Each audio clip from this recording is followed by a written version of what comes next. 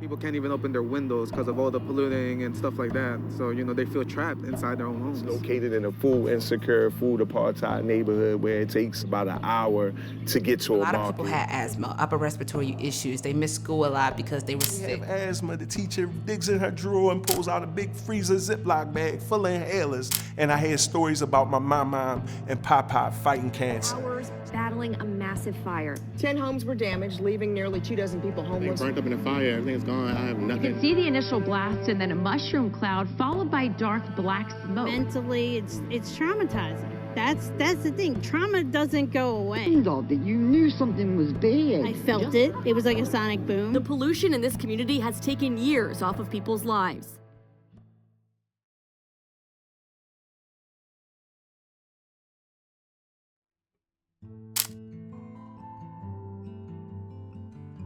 Curtis Bay sits on a small peninsula on Baltimore's far southern edge. It's home to a lively residential community, a rec, and several public schools.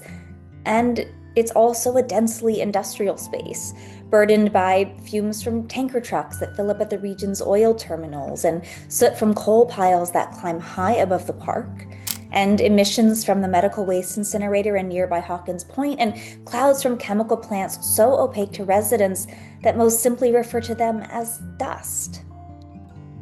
Curtis Bay is 3 miles from Westport, home to Baltimore's waste incinerator, and only 4 miles from Baltimore's downtown. These sites are just the most visible of roughly 60 industries in or near the neighborhood. Long before Curtis Bay became a symbol of environmental injustice, it was sold as a model industrial community. City leaders in the early 20th century pitched these smokestacks as engines of opportunity, promising that industry would give local families prosperous lives. And for a time, some of that promise was real. By the 1950s, plants in Curtis Bay offered steady union jobs. Families, mostly white, found upward mobility there. Paychecks from the terminals and factories carried real weight. People built lives around shifts at the docks, the chemical plants, and the coal facilities. But wrapped in that optimism were painful trade-offs that hadn't yet come due. I mean, we're breathing all this stuff in, and it's like, I know a lot of people that they're all dying from cancer. They've all been born and raised right here in Brooklyn and Curtis Bay. As the toxic effects, cancers and asthma in particular, became harder to ignore, many of those who could leave did. Today, Curtis Bay is one of the most racially diverse neighborhoods in South Baltimore.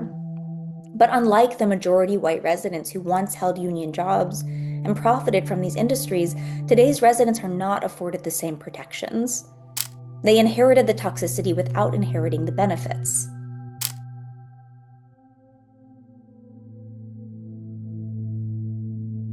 This shift wasn't just demographic. It was political.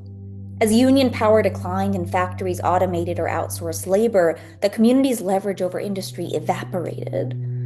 What had once been a relationship became one-sided. Industry kept expanding. Jobs dwindled, pollution intensified.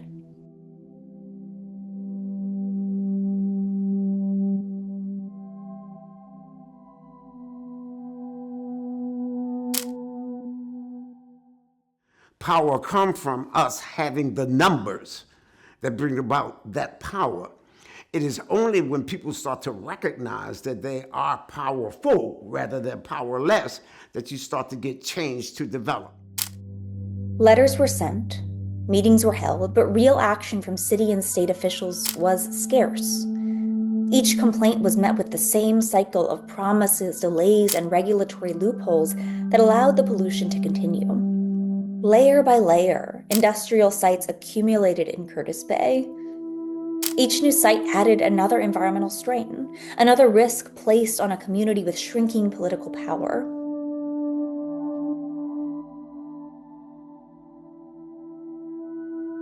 We worked hard for this house, and now it's just gone. Like, it's up in flames. This can't be real. Like, this can't be real, but it's real. We're being told that hydrants were dry, but we can't confirm that at this time. The only thing I got right now is 1 suit of clothes on my back.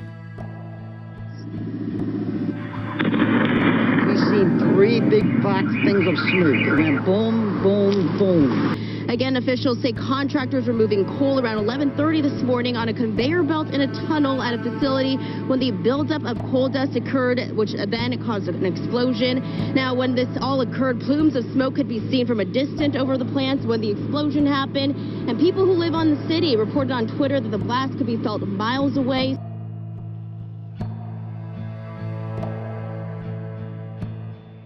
This is the largest medical waste incinerator in the nation, according to South Baltimore Community Land Trust members, with much of the waste coming here from other states and countries. It's a major polluter, and that's why it's of great concern for a community that already has too much. These weren't isolated accidents. They were the predictable outcomes of a system that treated Curtis Bay as expendable. As residents continue to fight for clean air and accountability, the state has failed to take meaningful action. And so, in 2024, the South Baltimore Community Land Trust filed a civil rights complaint against the city. They hold that Baltimore is in violation of Title VI of the Civil Rights Act, as it fails to account for the cumulative impacts of industrial pollution in its regulations, and further fails to enforce regulations that would hold illegal industrial polluters accountable.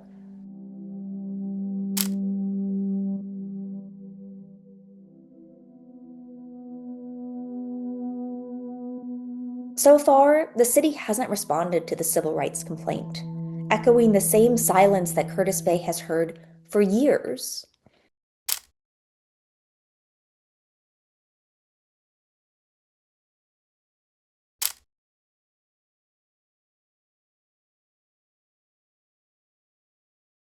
Out of that history comes a generation of organizers who refuse to accept the status quo. Their organizing demands transformation. As students, we didn't believe that we had a power to change that until this group was started. And then we went from talking about issues, learning about different things that was happening, like a proposal to build one of the nation's largest incinerators. It was gonna be burning 2 times the amount that the Bresco incinerator here already burns. At that time, we were like, Jesus Christ, we can't keep letting this happen. Like, why is this happening to us? Why is this our community? And so we started For Your Voice. A lot of what we do is just deep canvassing in the community, just trying to keep up the momentum, because a lot of these industries rely on us losing energy. They have so many more resources and people and money, but the only thing that's stronger than organized money is organized people, and so we're committed to keeping the energy up.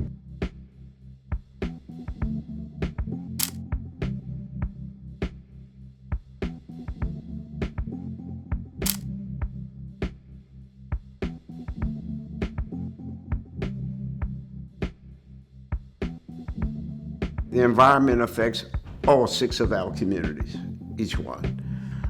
The concerns of individuals are then pulled together and has a much greater impact so that we can enlist the aid of the government, our leadership, etc., in trying to rectify the problems that face each of these communities.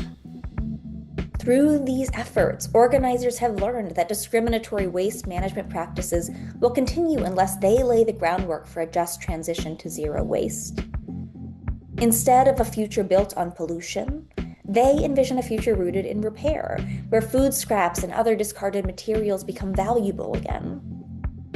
Well, our goal is for Baltimore City to do municipal compost pickup for Baltimore City. So when you put out your recycling, you'll put out your bucket. It'll be collected, hopefully by youth. This will be a youth-led mission as well. And the youth will take it to Baltimore's first large-scale compost facility, where we can keep those material here local, where we can give it to farmers, to your garden enthusiasts, and support that, be able to support that project. We are the model to show them, if I can collect 1,500 to 2,000 pounds on a weekly basis in 40 different communities, what if we do a pilot? We have to divert this material from going into the landfills and incinerators. When people asked about the actual infrastructure that needs to be in place to move us away, like curbside composting, more than 60% of our food waste is winding up being burned at Bresco. How do we have a sort of infrastructure? The response from city officials was, people don't even recycle. How do you expect them to compost? They don't know. So this idea that like poor people can't do this because they just dump their trash everywhere becomes such a powerful discourse against any of these alternatives. Real change will require the city and state to side with residents and grant them protections, investing in the systems that will make a future worth living.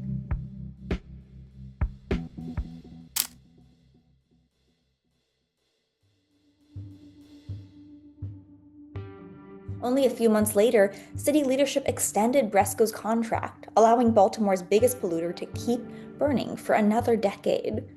For many residents, it felt like a deep betrayal. What is it going to take?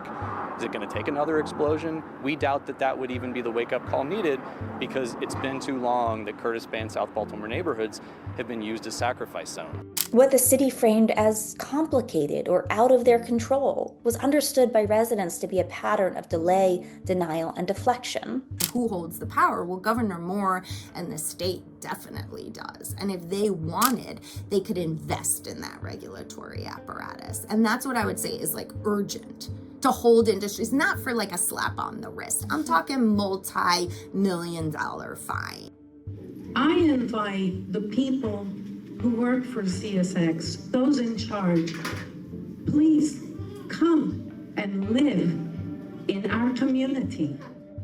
Norfolk Southern are $8 billion corporations. Like, we have tracked the money into political candidates' pockets from the rail line. So it is a rotating door. There is no accountability. There's no regulatory apparatus on them. So we're talking about a beast. The Curtis Bay community meetings are some of the most active and lively meetings that you will find, where people speak their minds. Politicians and community leaders who visit that area know that people are very serious, and as a result of that, they increase the nature of their power. Realistically, we don't really expect CSX to just up and go. I mean, that's in a perfect world. But think about the people that you're driving this hazard through the cities, the states, the communities. Think about the people. They have enough money to make it safe. The fines are meant to be a deterrent for bad actors, right? And when they're not being punished in any way, it signals that they can continue to operate with impunity. So why can't MDE find them using all of this data showing constant and repetitive violations via dispersal of coal dust into the community? It's been 2 years since an explosion happened there, which is enough time to have given MDE the time to get their tools together, get their crap together, to come out here and actually measure it and enforce the thing that it's their job to enforce. I really wish the governor and the mayor would be here, because we can't fix these issues unless everyone that's in the room that is there, that is supposed to be and has the power to fix these issues. And even some of us that can move now, we have no desire. We love where we live at. Amen. Well, what can be a really helpful thing is for us to stop this coal. Mm-hmm. Well, because like he was not answering to some of the questions. Like, I just want to know why. Yeah. Does he not have an answer for it? We do matter.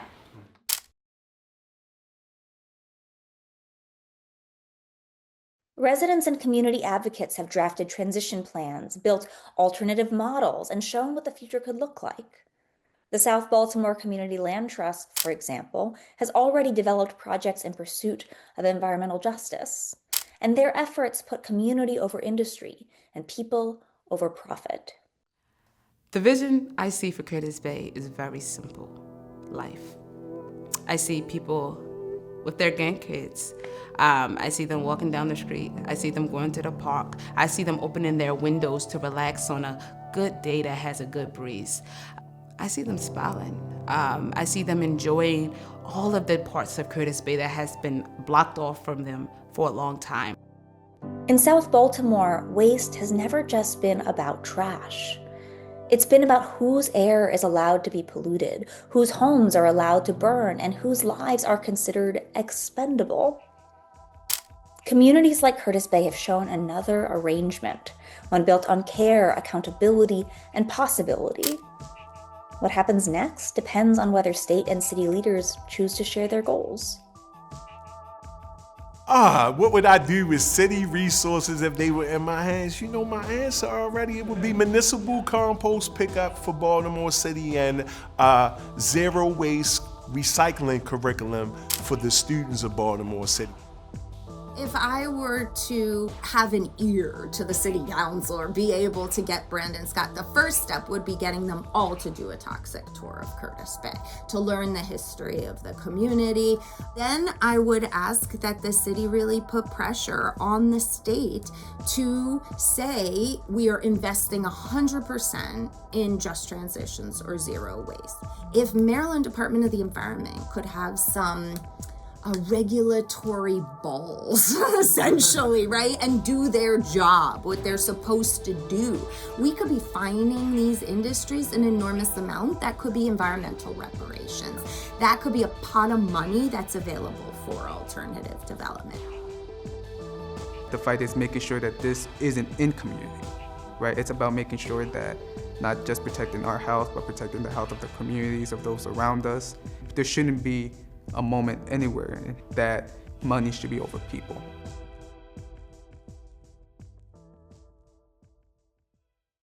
To get to the future, we can't forget the past. The history of Curtis Bay, Hawkins Point, Fairfield, and Westport is a history with life and death consequences. The state needs to know that life-affirming policies are possible. The first question ought to be, how do we design systems of production and consumption that don't produce so much waste to begin with? Organizers understand this because they live and breathe the impacts of these failures. Governing institutions have a lot to learn from them.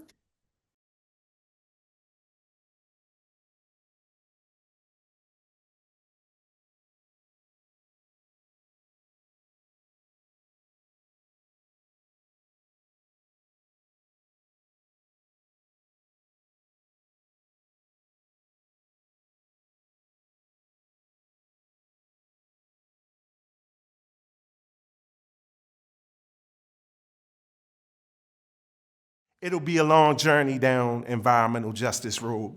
That smokestack creates cleaner, greener energy is what we were told. In order to shut it down, we must have unity, so I went on a composting mission with the youth to feed the soil and feed the community. While others took blood money from the incinerator, I remained the environmental OG and stayed to the code. Frustrated, locked myself in the garden teaching the youth how to make the black gold.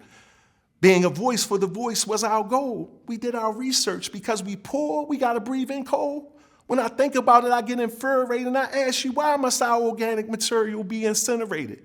Breathing in high levels of carbon dioxide and methane gas must be of the past. So I ask you, how long will this environmental injustice last? We don't have much time. Climate change is happening fast. Composting is a member of this supporting cast, great for the environment to help reduce harmful greenhouse gas. In my city, environmental racism is dominant, but when you add compost to the soil, it sequesters carbon and is so good for the environment. So if your ear is within my range, let's continue to spread compost fever to help combat climate change. This is my first environmental justice poem, so it's just a taste. But remember, compost, a rhyme is a terrible thing to waste.